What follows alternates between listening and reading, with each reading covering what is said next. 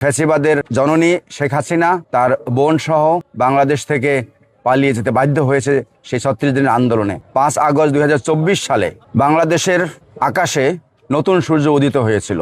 জুলাই ১ তারিখ থেকে ৩৬শে জুলাই আমরা বলি বা ৫ আগস্ট পর্যন্ত বাংলাদেশে ১,৪০০ উপরে শহীদের রক্তের বিনিময়ে তৎকালীন ফ্যাসিবাদের বাংলাদেশ থেকে সমূলে উৎপাটিত হয়েছিল। সেই ফ্যাসিবাদের জননী শেখ হাসিনা তার বোন সহ বাংলাদেশ থেকে পালিয়ে যেতে বাধ্য হয়েছে সেই ৩৬ দিনের আন্দোলনে। আমরা সেই সময় যারা শহীদ হয়েছেন তাদের আত্মার মাগফিরাত কামনা করছি এবং তাদের জান্নাতবাসী হোক বা স্বর্গবাসী হোক সেই প্রার্থনা করছি, যে ধর্মে যারা আছেন অনুসারী।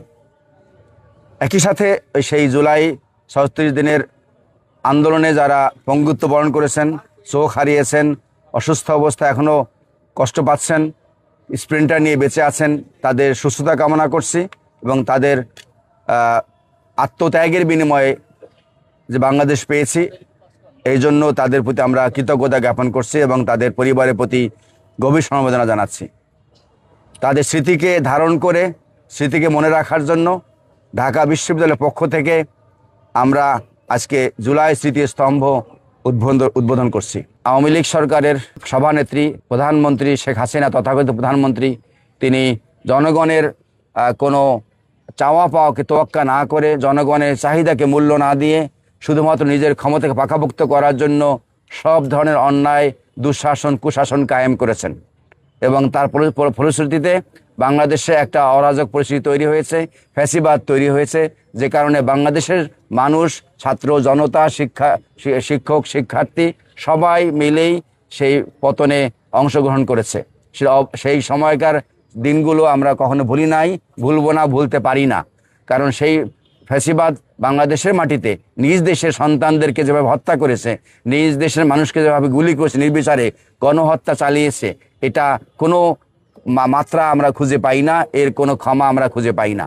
অতএব আমরা সেই সময়কালে শিক্ষার্থীরা শুরু করেছিল কোটা বিরোধী আন্দোলন, সেখান থেকে বৈষম্য বিরোধী আন্দোলন, সবশেষে এক দফা আন্দোলনে চলে গিয়ে সরকারের পতন ঘটিয়েছে। সেই রক্তপাত আমরা দেখেছি।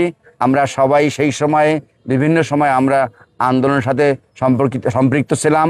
আমরা রাজপথে থাকার চেষ্টা করেছি, শিক্ষার্থীদের পাশে থাকার চেষ্টা করেছি। তারা আমাদের সন্তান, তাদের দাবির প্রতি আমরা একাত্ম ঘোষণা করেছি। আমি হয়তো রাষ্ট্রীয় কথা বলতে চাই না, ঢাকা বিশ্ববিদ্যালয়ে আমরা দেখেছি অরাজকতা, ঢাকা বিশ্ববিদ্যালয় প্রশাসন দেখেছি। ঢাকা বিশ্ববিদ্যালয় প্রশাসন তখন আমাদের ভিন্ন মতের লোকদের উপর কিভাবে অত্যাচার করেছে সেটা আমরা ভুলি নাই। সো আমরা কথা বাড়াবো না, আমরা একটু পর আমাদের আলোচনা সভা আছে, সেখানে বিস্তারিত কথা বলবো। আমরা এতটুকু বলতে চাই যে আমাদের এই শহীদের রক্তের বিনিময়ে পাওয়া বাংলাদেশ যেন আবার সেই কোনো ফ্যাসিবাদ তৈরি না হয়। আমরা যেন এই দেশে বৈষম্যহীন সমাজ গড়ে বাংলাদেশকে নতুন বাংলাদেশে আমরা চাই, যে বাংলাদেশ হবে আমাদের কাঙ্ক্ষিত বাংলাদেশ।